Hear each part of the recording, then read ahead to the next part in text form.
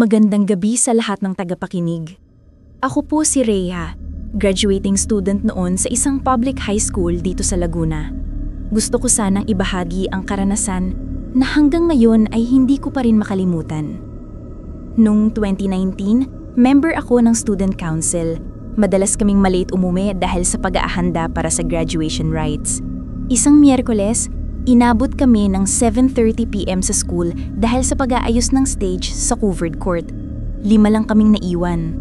Ako, si Carlo, si Micah, si Kevin at si Sir Ramos ang advisor namin. 8:00 na nang umalis si Sir Ramos para magpa-print ng mga certificates sa labas. Iniwan niya sa amin ng susi ng lobby at ang instruction na hintayin siya bago isara ang school. Habang nagliligpit kami, napansin kong parang may bumukas na pinto sa second floor ng lumang building. Wala namang dapat tao doon. Alam kong nakalock iyon dahil giniba na ang karamihan ng classrooms. Baka hangin, sabi ni Carlo kahit halata na kabado rin siya.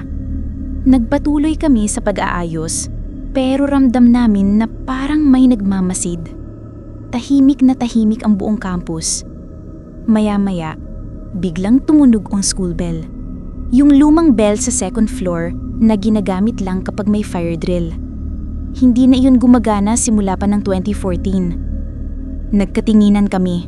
Wala ni isa ang nagsalita. "Uy, sino umakyat?" Tanong ni Kevin. Tila sinusubukang magbiro pero nanginginig ang boses. Wala ni isa sa amin ang gustong umakyat para tignan.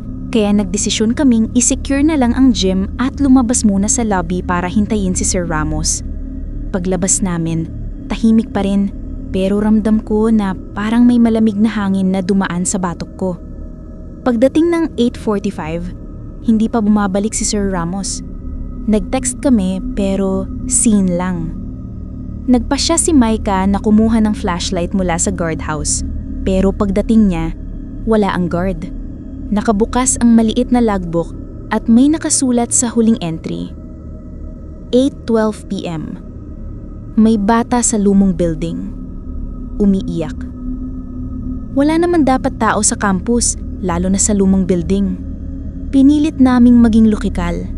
Baka may pumasok na anak ng resident na guro o baka lasing na tambay.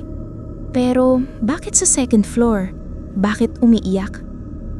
Nang mag-aalas 9 na, nagdesisyon si Carlo at Kevin na silipin kahit hanggang hagdan lang. Habang papalapit sila sa building, kumakaluskos ang mga tuyong dahon sa pathway. Huminto sila sa dulo ng hagdan at sinigaw ni Carlo. "Hoy, may tao ba dyan?" "Guard! Sir!" Walang sumagot.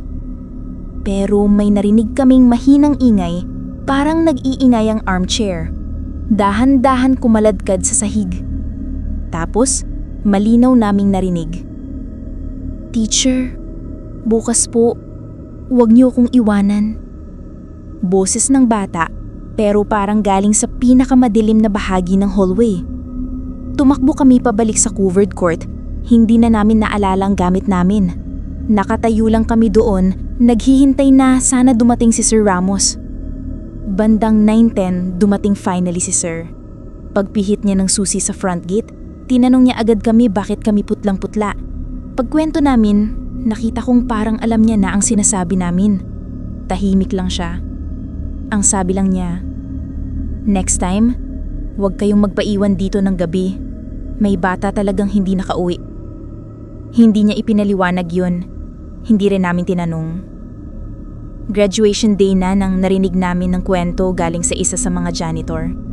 Noong 2006 daw, may estudyanteng lalaki na nakakulong sa second floor ng lumang building dahil sa punishment ng teacher. Naiwan daw ito ng lock-in drill at kinabukasan, nakita siyang wala ng buhay. Simula noon, tuwing gabi raw ay may lumalakad at umiiyak sa koridor, naghihintay, humihingi ng pasensya, tumatawag sa teacher. Simula noon, kahit gaano pa kami ka-busy, tumitigil na kami ng trabaho bago magtakip silim. At hanggang ngayon, kapag naaalala ko ang huling gabi na yun sa school, parang naririnig ko pa rin sa likod ng isip ko ang mahinang boses na humihingi ng tulong.